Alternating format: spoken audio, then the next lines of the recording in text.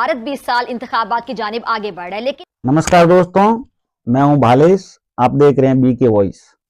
दोस्तों, पाकिस्तान का news channel बोल न्यूज की एंकर फिजा खान का ये पहले वीडियो देखिए। जो भारतीय फौजी हैं ये कश्मीर में पोस्टिंग से बड़ा घबराते हैं और ये खाओ मां कसम। दोस्तों, फिजा खान आरोप लगा रही है कि भारतीय सेना के जवान कश्मीर में ड्यूटी करने से घबराते हैं।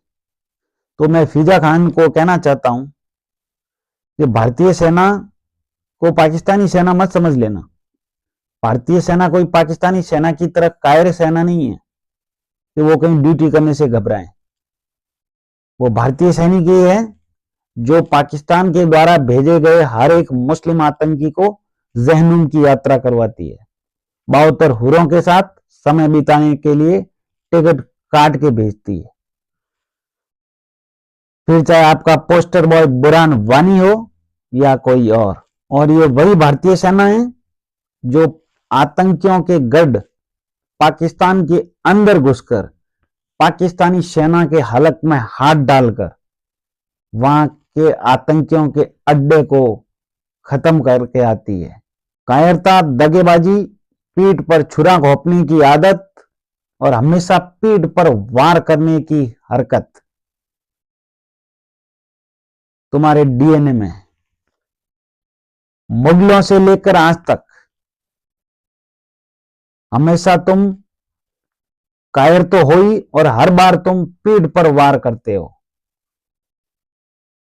चाहे वो कश्मीर में आतंकी भेजना हो या कसाब जैसे 2 कौड़ी के जाहिल मुस्लिम आतंकियों करगिल की पहाड़ियों पर कब्जा करना हो, हर बार तुमने पीठ पर छुरा घोंपा है, हर बार कायरतापूर्ण हरकतें की है।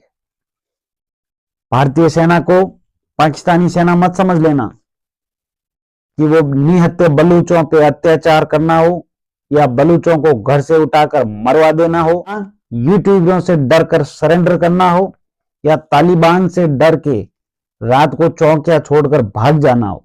ये कायरतापूर्ण हरकतें, ये डरना तुम्हारे डीएनए में, हमारे डीएनए में नहीं। जिहादी कौम की, पाकिस्तानी कौम की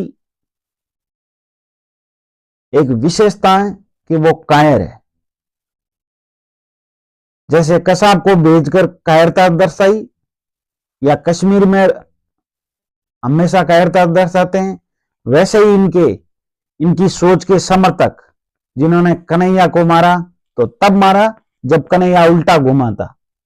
जब तक कन्हैया का फेस उनके सामने था, चेहरा आमने सामने था, तब तक वो हथियार तक निकाल नहीं पाए थे। जैसे ही कन्हैया कुछ लिखने या करने के लिए घूमा, तब उसको पीछे से पकड़ा और गर्दन काटी।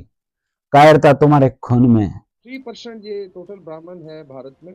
इस तरीके से आप अगर इनकी अपर कास्ट ही निकालें तो ये 23% बनता है। तो इसका मतलब 77% जो भारत है वो वैसे ही डिसएडवांटेज्ड है। खाओ मां कसम। इन एवरी फील्ड, फौज तो ऑफिसर cadre में तो ऐसे ही है। आप जजेस का देख लें, जुडिशरी में, अभी सुप्रीम कोर्ट में डिस्प्रोपोर्शनेट है। आई थिंक 33 में से 13 जज है ब्राह्मण है। समझ रहे हो?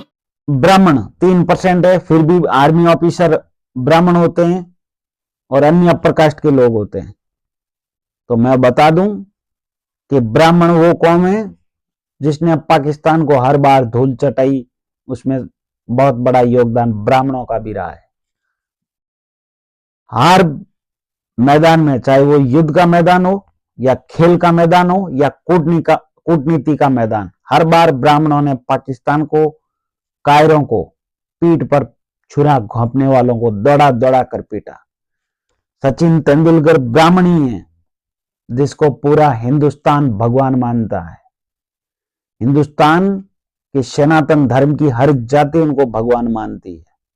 सौरव गांगुली ब्राह्मणी है जिसको हर हिंदुस्तानी बड़े फक्र से प्यार करता है। ब्राह्मण अपनी काबिलियत के दम पर है। तुम 2 कौड़ी के लोग कह दोगे और हिंदुस्तानी जातियां आपस में टूट जाएगी, ये हो नहीं सकता। हिंदुस्तान टूटने वालों में नहीं है, हिंदुस्तान तोड़ने वालों में। और बहुत जल्द ब्राह्मणों के हाथों पाकिस्तान के टुकड़े होंगे। ब्राह्मण अपने दिमाग, बुद्धि और मेहनत के दम पर आए।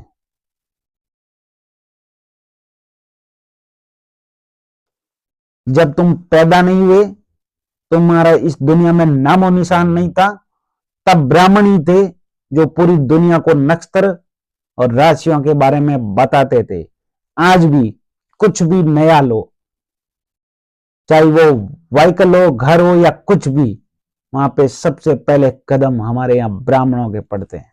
और हमें गर्व है कि 3% ब्राह्मण है, फिर भी हमारी आर्मी के ऑफिसर रहे हैं, हमारी आर्मी के आज भी ऑफिसर हैं और बड़े बड़े पदों पर है।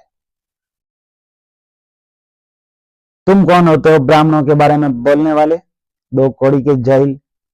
और 1971 में 93,000 पाकिस्तानी सैनिकों को उल्टा लटका के नंगा करने में भी ब्राह्मणों का बहुत बड़ा योगदान था। और कम से कम वो लोग हमें न बताएं जिनकी जिस कम्युनिटी में, जिस कौम में कोई अगर पठान मर जाता है तो पसमानदा नहीं जाता, न कुरैशी जाता है। और अगर पसमानदा मर जाए तो पठान और कुरैशी नहीं जाता है। कुरैशी मर जाए तो पठान और पसमानदा नहीं जाते। एक दूसरे के अंतिम संस्कार में न जाने वाले, एक दूसरे की मस्जिदों में घुसने न देने वाले। बरेली की मस्जिद में देवबंदी को नहीं आने दिया जाता और देवबंदी की मस्जिद में बरेली को नहीं आने दिया जाता, और शिया की मस्जिद में इन दोनों को नहीं आने दिया जाता। वो लोग हमें बताएंगे जाति क्या होती है।